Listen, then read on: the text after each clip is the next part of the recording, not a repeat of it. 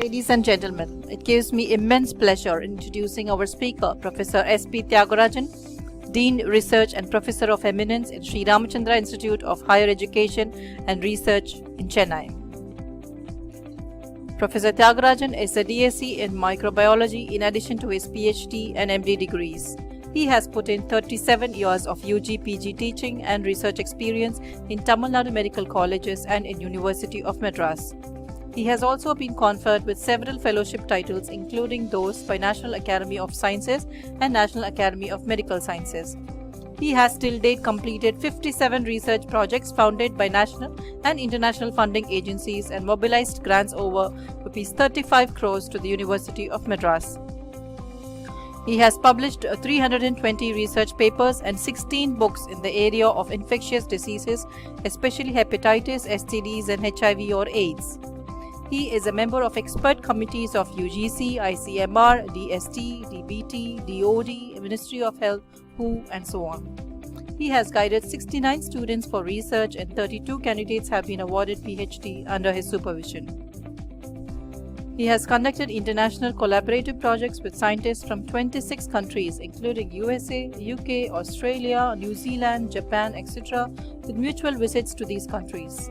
His research contributions have been recognized by 21 international and national awards. Professor Tyagarajan is the inventor of a drug for the treatment of chronic jaundice called hepatitis B from the Indian medicinal plant Phyllanthus amarus Kiranali in Tamil. He has also secured national international patent for this discovery on the name of University of Madras, and the patents have already been awarded in USA, UK, South Africa and North Korea. He additionally holds 3 more Indian patents. Some of his roles and achievements in the University of Madras: he's been a director, dean in industrial consultancy, registrar in charge, special officer development programs. While being a coordinator, he facilitated the 5-star level accreditation to the University of Madras by NAC in 1999 and also secured the award of University with Potential for Excellence status to University of Madras with a grant of Rs 30 crores by UGC in the year 2001. While being a Vice Chancellor, he spearheaded the 150th year celebrations of the University by securing a special grant of Rs 125 crores from Government of India. He conducted the 150th year celebrations inaugurated by His Excellency President of India and some other eminent personalities. Some of his roles and achievements in Sri Ramachandra University: while being a Pro-Vice Chancellor, he was coordinating organizationally and administratively the international and national level research projects ongoing at the university, funded by WHO, DST, DBT, CSIR and other funding agencies. He set up the Central Research Facility as a unit to cater for basic medical research leading to translational medical research in the university under one umbrella, with an University Industry Interaction Center to facilitate R&D projects and clinical trials for biotechnology and pharmaceutical industries. Presently, he is a Dean in Research and Professor of Eminence of Sri Ramachandra University. He has a H index of 30, which is one of the most highest value, and he has a 2,648 citations and 132 publications.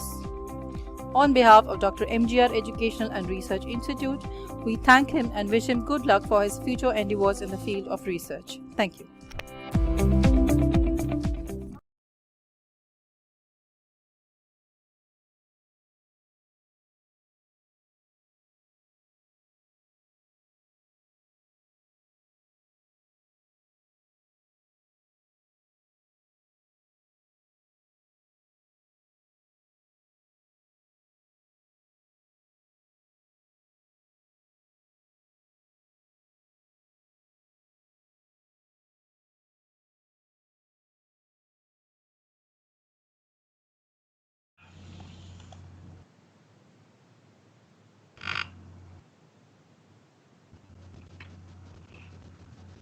So in this context, I thought of just interacting with you on the development of innovative ecosystem in Indian universities, which becomes all the more essential if you are venturing on research development in a university of international repute. I will try to tell you how it is important. Albert Einstein has said there are two ways to live your life. One is as though nothing is a miracle. The other is as though everything is a miracle. In research, every day is a miracle, and that forms the foundation for development of high quality research. We all know that life in academia is intertwined with research and discovery, not only for their own personal, professional career advancement, but also the institutional advancement as well as national department.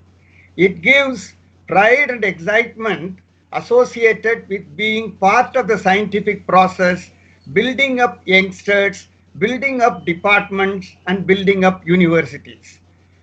In the last 2 decades, there has been enormous pressure on the universities because of the importance that is being given for research and development and productivity from Indian universities. We all know that every university is wanting to get accredited by as many agencies as possible, as well as getting ranked by several ranking systems across the universities. If you look at the various kind of weightages that are given by the well-recognized ranking systems, you will see the academic ranking of World University Shanghai gives 80% weightage for research and research output, and about 60% weightage is given by the Times Higher Education World University Ranking. The QS World University Ranking gives 60%, and if you go for ranking in the Indian situation, the National Institutional Ranking Framework provides importance for 40%, and in NAAC, which is just an accreditation agency, provide 25% weightage. What I am trying to convey is that the research has become one of the central stage for the institutional recognition and also projection in an international scenario. So if we have to really bring about high quality research, we have several domains that have to be put in place so that the desired ecosystem and environment is established in a university. For example, if we have to have a research development, then there has to be a unit which really facilitate this without any encumbrance or difficulty in an enabling environment. And then it has to also facilitate grants and funding through a unit which is dedicated for this purpose.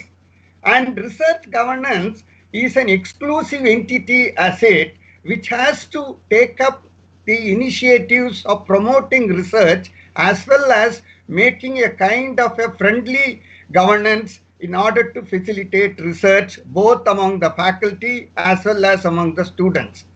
Then there has to be a scholarly communication unit which has to facilitate quality publication initiatives, facilitating the publications, guiding the writing up of the publications and papers.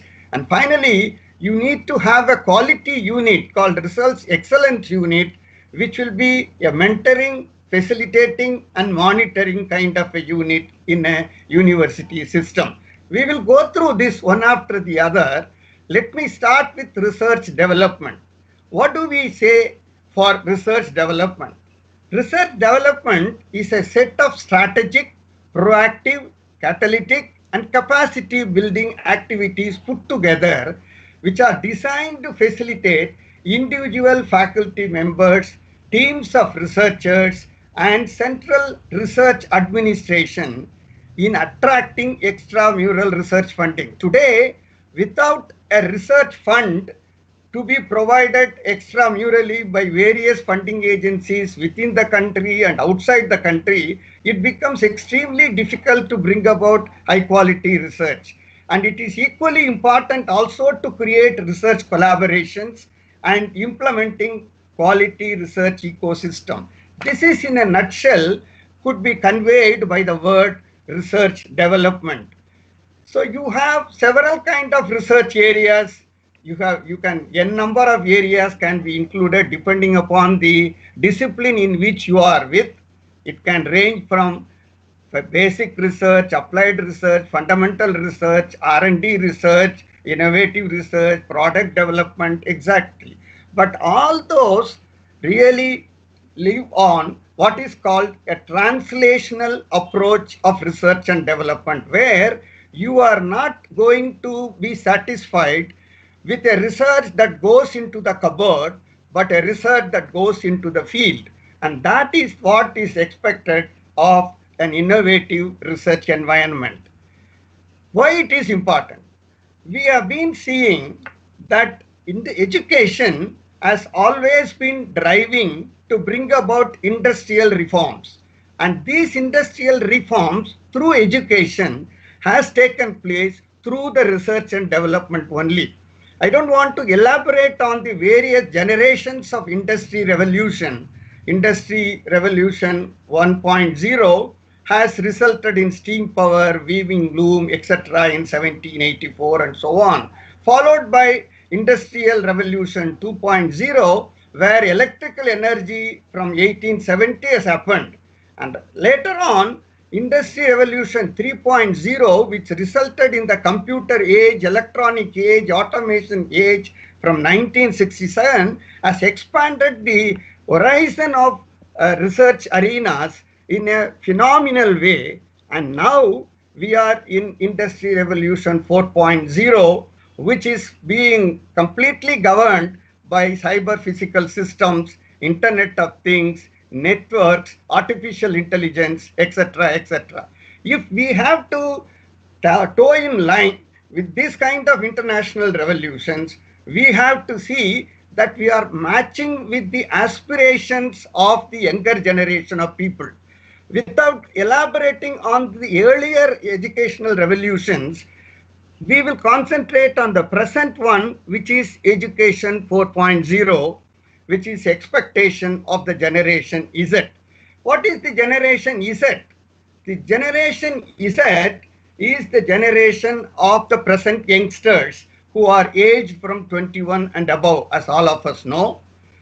Because the population of this generation Z is about 40% of our country, we have to rely upon them to become productive individuals of the country, and hence our research aspirations, research development, and other facilitating factors has to be in tune with them. So Industry 4's evolution has become a kind of a development in the industrial sector, which gets the kind of inputs from the trained manpower through the Education Revolution 4. And that is where you will see today the outputs like intelligent robots, autonomous drones, driverless cars, 3D, 5D printing, etc. in terms of technology. And then pharmacogenomics, bioprinting, healthcare products, applications of AI and others in instrumentation, diagnostic devices, all that are happening today. And so the synergy of science and technology in research is also becoming more and more important instead of a compartmental kind of a research program. And hence, we have to see that the environment that is built is able to facilitate this synergy of science and technology. So what is the important requirement? The important requirement is leadership for research. That becomes an essential feature for all the areas that we are talking about, just like, funding for research, collaboration, development, communicating your research, and also making a team to manage research and also conduct research. And all the other things have to be coordinated by a skilled leader. And that leader, in our opinion, is to be the Dean Research and Development of an university. I am focusing more on the Indian universities today, where we really require this kind of an environment creation and ecosystem creation in order to promote high quality research. This Dean of Research, who is going to be the R&D head, is an important person who will plan, who will monitor, who will also facilitate implementation of all the programs. And not only that, he or she has to keep track of the tasks that have been taken up and completed with deadlines, and then they have to facilitate necessary resources for this kind of R&D to take place, besides bringing in innovative new ideas for R&D, so that you will be able to facilitate the university to bring about breakthroughs scientifically and technologically. And so it is an important kind of a requirement, so that the team building can take place at the appropriate time. Then we'll also have to locate it as A to Z gateway kind of a situation, where a single point contact kind of a system has to be there, where every researcher in a university will be able to get their issues completely satisfied and the requirement are fulfilled, and for which it may be ideal to have a central research facility or a central kind of a setup in a university, which can not only help academically but also administratively. But then it will also be able to be provided with autonomy, the autonomy which is linked with accountability, both financially, administratively, as well as for the various funds that are received from various agencies. So this central research facility will facilitate the research planning, strategy development and implementation, project development, research fund administration, periodic reviews, and submission, including submission of project reports when the projects are completed, and as well as the utilization certificate and audited statements that are submitted to funding agencies on time. As all of us know, unless and until we are going to be financially sound and able to provide these audited statements in time, fund release from the funding agency is going to be of great difficulty, and it will get delayed, and you may lose the funds for the next year also. So this needs to be facilitated, and besides, the central research facility will also have a overarching kind of a role in bringing about quality publications, patents, as well as technology transfer. This facility will have to have a sophisticated instrumentation facility, which will try to help with the necessary infrastructure, an university industry interaction center, a consultancy and intellectual property rights cell, besides your own manuscript writing facilitating cell, and having a kind of a monitoring board, research advisory and monitoring board. It has been a good idea to have a research ambassador program in universities in the leadership development initiative, which will play a mentoring role for research. You may have a senior people who don't always look for their self-development, they always want an institutional development.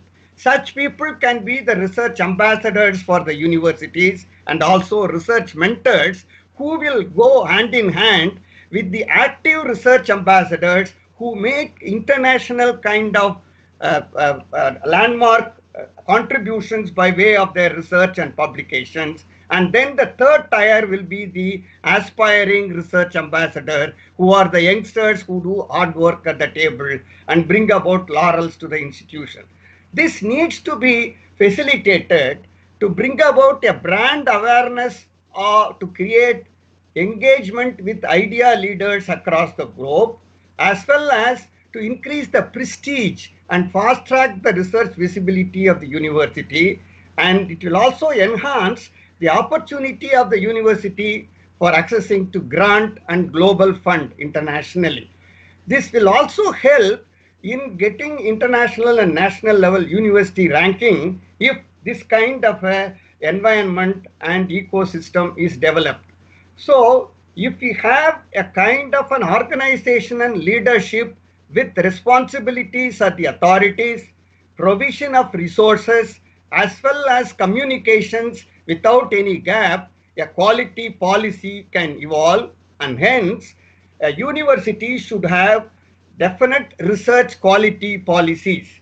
The research qualities policies can be the research promotion policy and the schemes that are provided by the university with the starter grants and other related financial incentives, and then resource generation and optimal utilization policy, consultancy policy and rules, intellectual property rights policy, innovation and startup policy, academic integrity and prevention of plagiarism policy, and publication quality and monitoring policy. It is always easy to develop policy documents, but what is important to see is that they are letter and spirit implemented and seen to be implemented among the youngest generation of the faculty members in a university system. And that has to be coordinated by the Central Research Facility and the Dean of Research and Development. So we can also have several other kind of user-friendly methods. And in a nutshell, if I have to put, you can promote research only from a bottom-up approach and not from a top-down approach, which means you have to see that you induct the aptitude and attitude among the youngsters to bring up research projects, get interested in research, and remove the bottlenecks and other hurdles they may face in developing a research proposal. May it be a PhD program under them, or providing a research starter grant, or providing them research fellowship to the candidates who are registering for PhD under them, and facilitating them to attend conferences, etc. These are all essential requirements if we have to promote high quality research. The infrastructure itself is an enabling environment. In science and technology, infrastructure forms an extremely important entity for high quality research to take place. We know now we are able to create a good level of infrastructure in many of our universities, which are able to cater to an equivalent situation and ambience to an international laboratory. But what is actually important is also that you need some kind of an innovation system which is available to you in the form of an incubation center. If an institution can also have an incubation center, there are enormous support to facilitate startups to come in as well. And if an incubator is positioned by the university, the possibility of attracting funds is also there. And that could be a way by which you can strengthen infrastructurally as well as through entrepreneurship development programs. One has to also see that we are putting in place all the national and international norms and guidelines. If people who are in the area of health sciences research and so on, there are several guidelines like the ICMR guideline, Drug Controller General of India guidelines, etc. And ethics is always there for any kind of research that you may be able to taking up. So these are another requirement that the Central Research Facility and the Dean Office has to see that it is facilitated. Then what is more important is an attitude development. We have to really induct a kind of an aptitude and attitude among the youngsters to see that they have patience and perseverance in developing high quality publications. They should not think that deadlines are the requirement for putting up publications. Many times it happens because their promotion is overdue for want of publications or to build up their academic performance indicators and so on. But then such of those publications are not going to really make a dent in the quality, but unnecessarily will be bringing down the quality of an institution overall. So that has to be taken up. Again, there is also another attitude that is there in the current generation, wherein people try to somehow publish the papers by making some payments to predatory journals. Predatory journals are spurious journals. They are not indexed, although they project that they are indexed. And that needs to be deterred by looking into clearly whether they are quality journals with its ACI impact factor, and we have to choose the journal while submitting the manuscripts. So these are some of the most important requirements for a growing researcher will be If he or she is able to make an impact factor journal article, and the reprints of the such researchers need to be sent electronically to extremely a wide range of researchers in the same area or similar area across the world. If that is sent, twin purposes can be satisfied. One, their own research publications may be cited by them in their future research programs and research publications, and you can also build up collaborations with them for future kind of international projects, as well as exchange of students and other requirements. So these are important besides maintaining research integrity and publication ethics while you are making publication. Avoidance of plagiarism is becoming more and more important today to look into that. Next important area is supervising PhDs. For a university teacher, supervising PhD becomes an essential feature. It is a passionate heart. You have to supervise with dedication, and this dedication will be able to aggressively promote the full-time PhD candidates coming to you. They know whom to select, and accordingly they will opt to come when they get a fellowship at the national level, whether it is DBT, if they have found that you are a passionate supervisor and you will be able to have quality candidates. The most important requirement, fundamental requirement, is every PhD guide should have a daily discussion with their candidates in their laboratories or workbenches, along with the workbooks or the e-workbooks. These are some of the kind of qualities one has to have, and we should also provide 24/7 researching facility for the PhD students.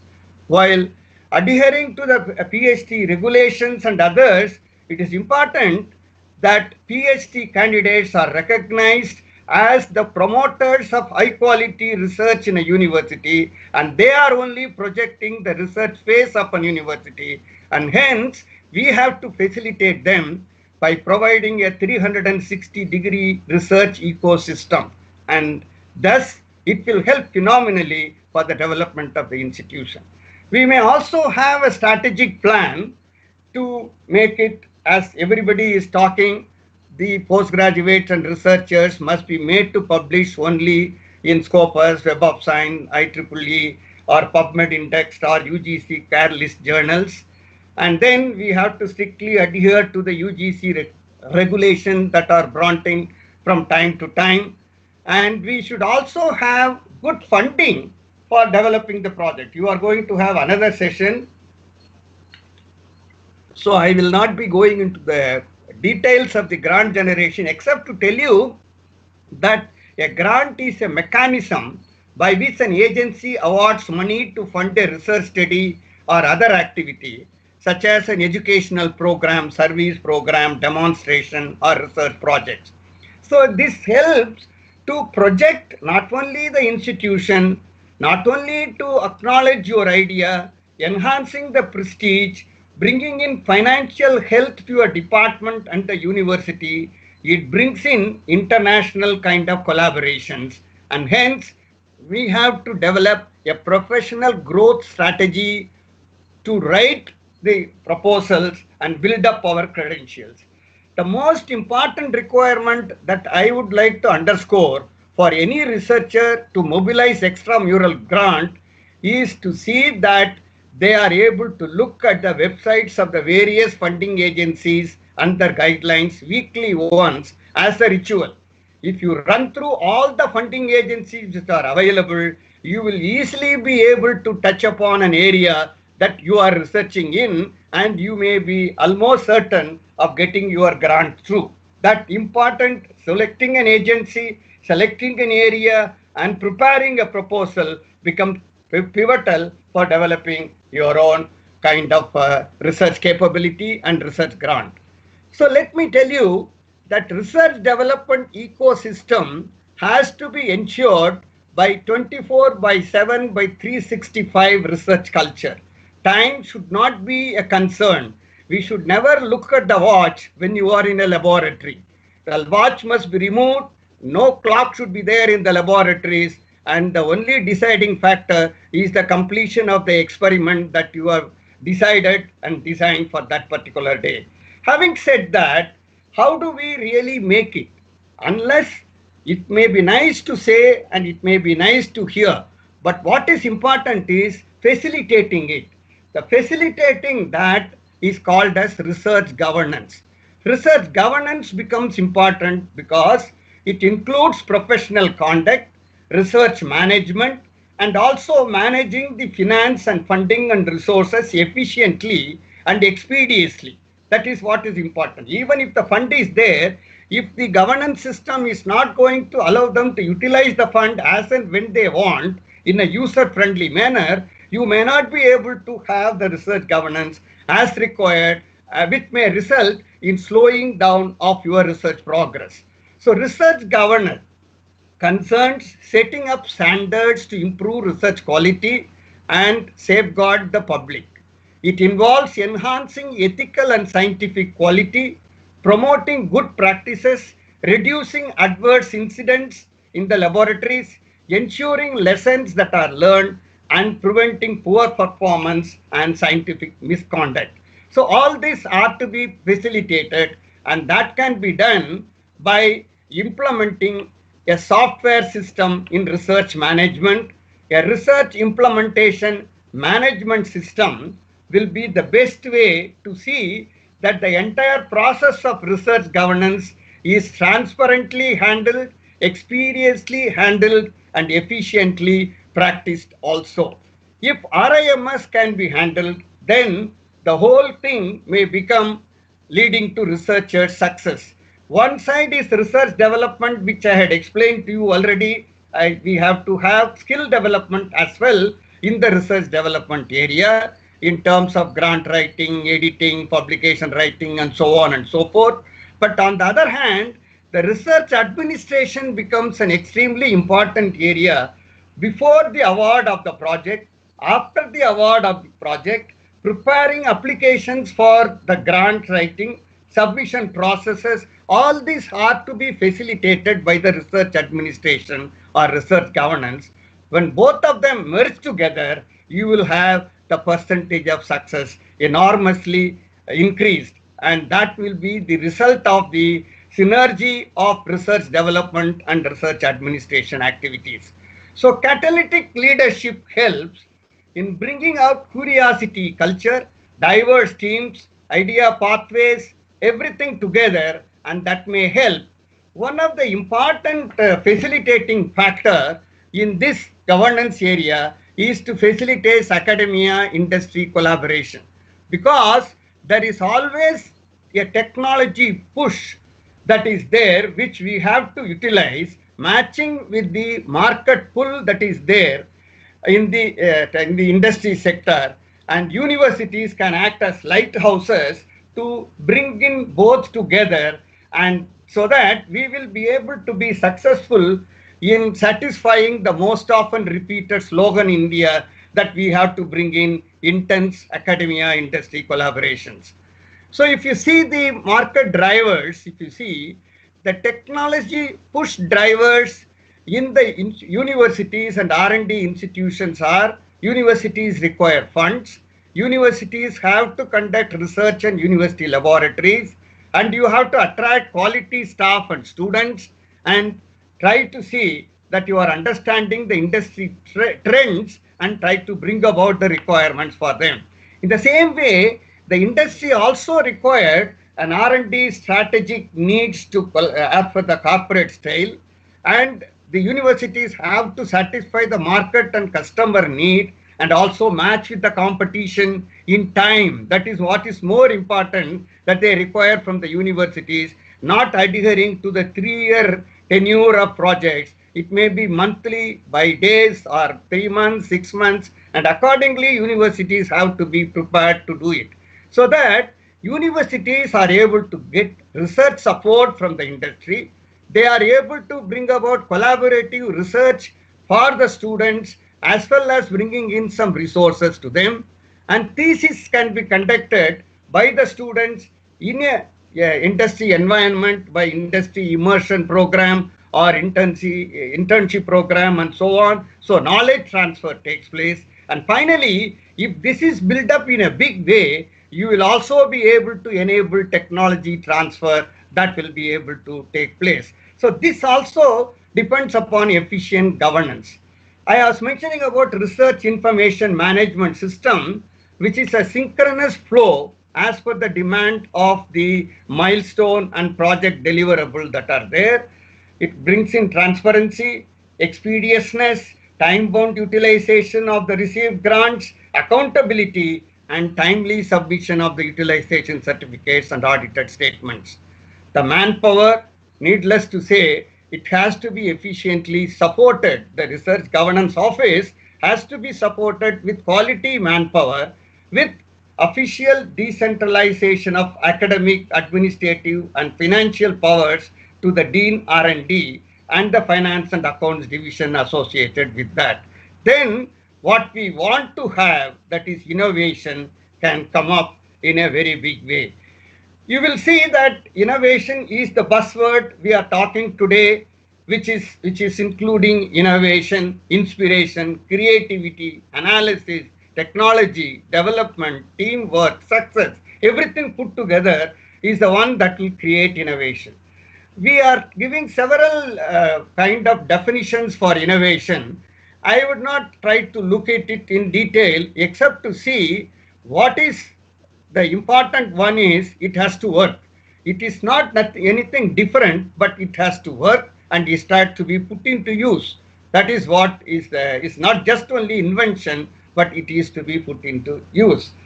So an ecosystem for this kind of innovation becomes important, which will lead into performance and value addition. And innovation with collaboration only brings about research and innovation ecosystem, and that is largely facilitated by academia industry collaborations, where there are several stages of innovation framework that needs to be undertaken by university.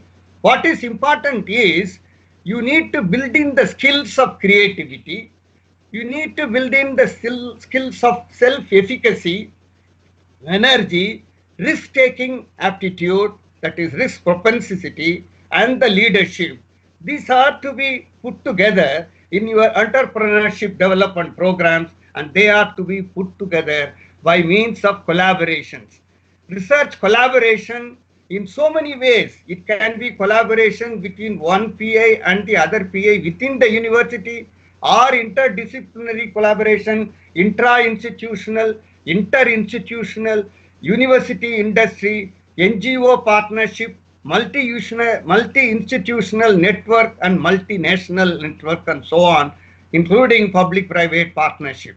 If that can take place, you will bring about commitment, competence, continuity, and complementarity in it, finally resulting in output.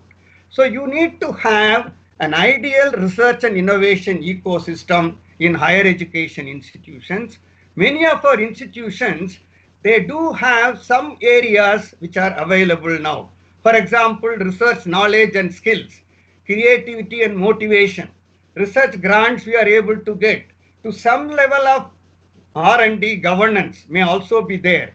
We have started putting in quality benchmark also.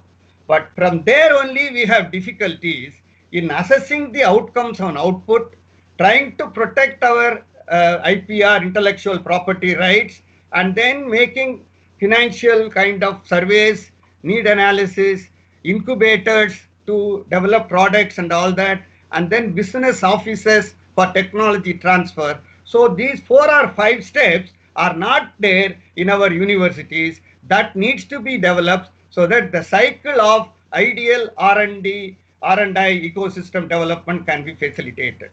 So for which only the startup ecosystem has come into being. It is effectively promoted by the Government of India and all the other areas wherein we should facilitate startups not only among students, it can also be facilitated among the faculties. Universities have to develop guidelines so that how a regular faculty can also launch a startup company. And that way they will be able to bring about this. For facilitating this, we need a university level entrepreneurship and business development model to be created. I will not go into the details for want of time, except to tell you that we need to attract and young faculty entrepreneurs into that by doing workshops, by using some startup club like activities, social media use, bringing about consortium of the partners of the bio incubators along with venture capitalists, industrial partners, etc., so that we create an environment of developing the skills, knowledge, and attitude for this kind of a development.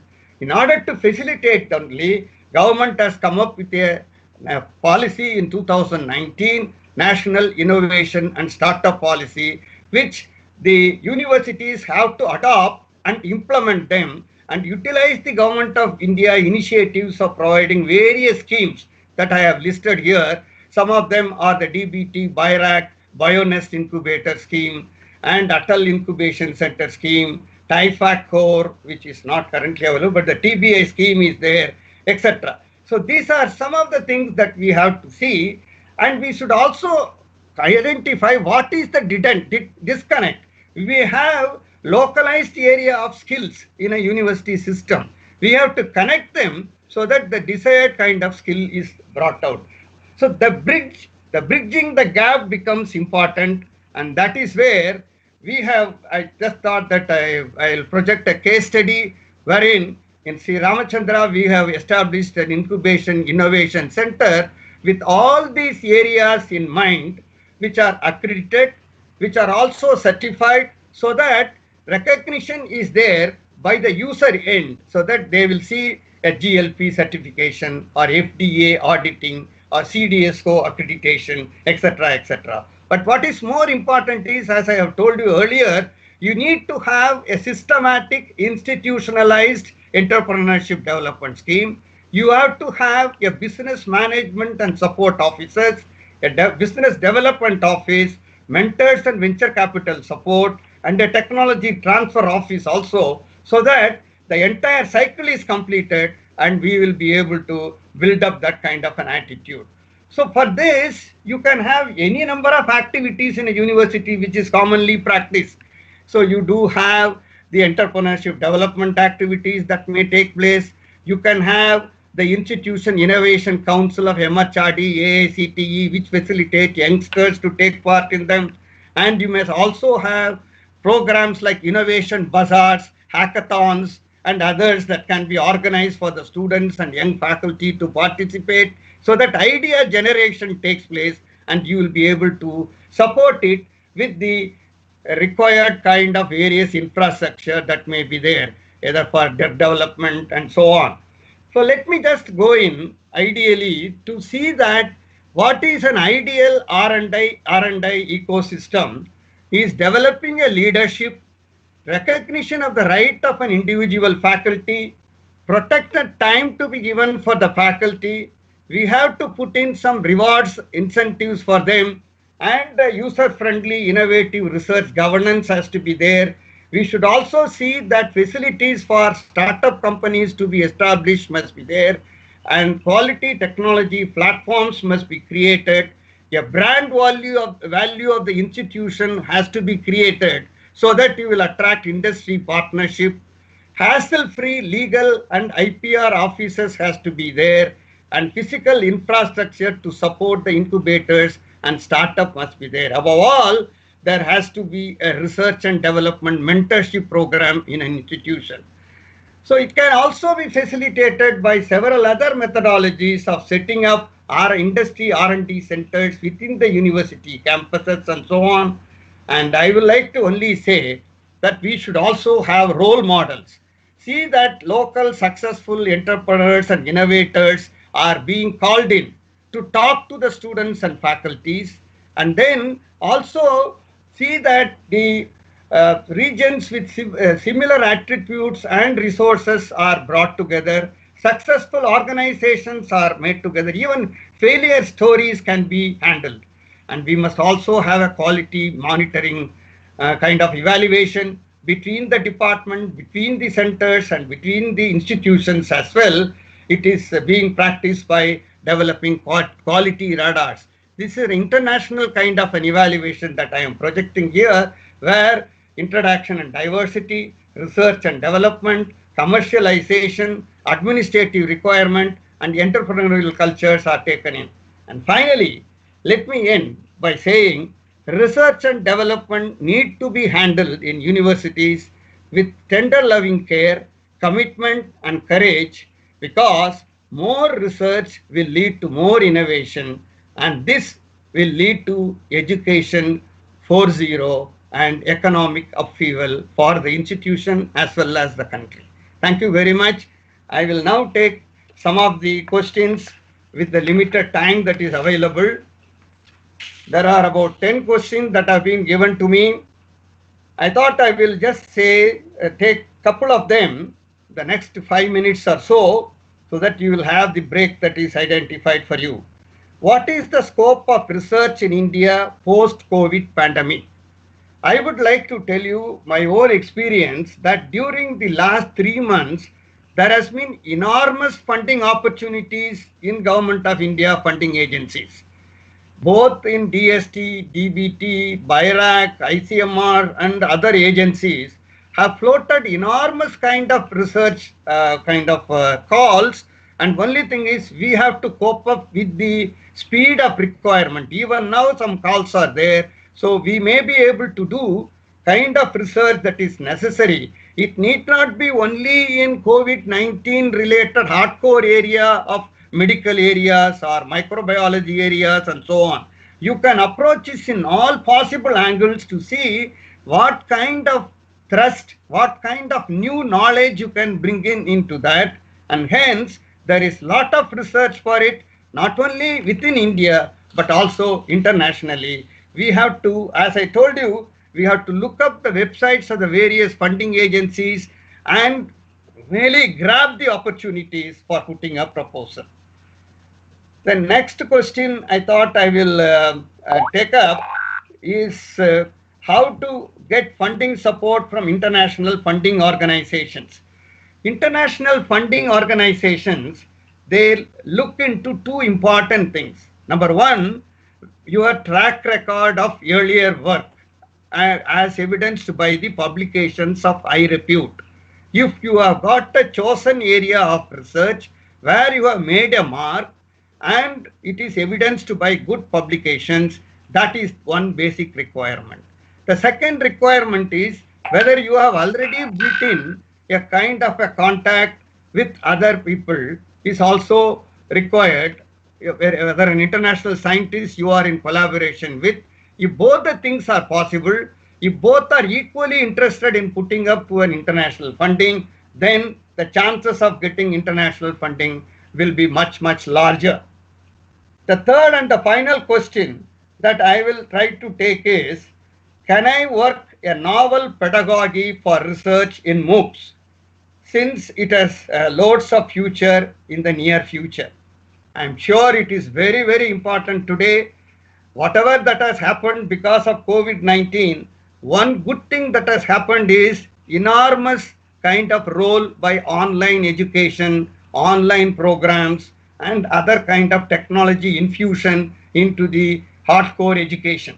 So we should try to utilize this opportunity, develop research tools in all stages of this kind of things through MOOCs. How to write a grant proposal, how to submit a proposal to a funding agency, how to write a quality publication, and all the other kind of areas can be developed for research in MOOCs, including technology. If you impregnate them with multimedia and other kind of real-time experiences, virtual realities, and so on, you can make the MOOC more and more sought after. And with this, let me wish you all the best, and I thank once again Dr. MGR Educational and Research Institute for having given me this opportunity. Thank you very much.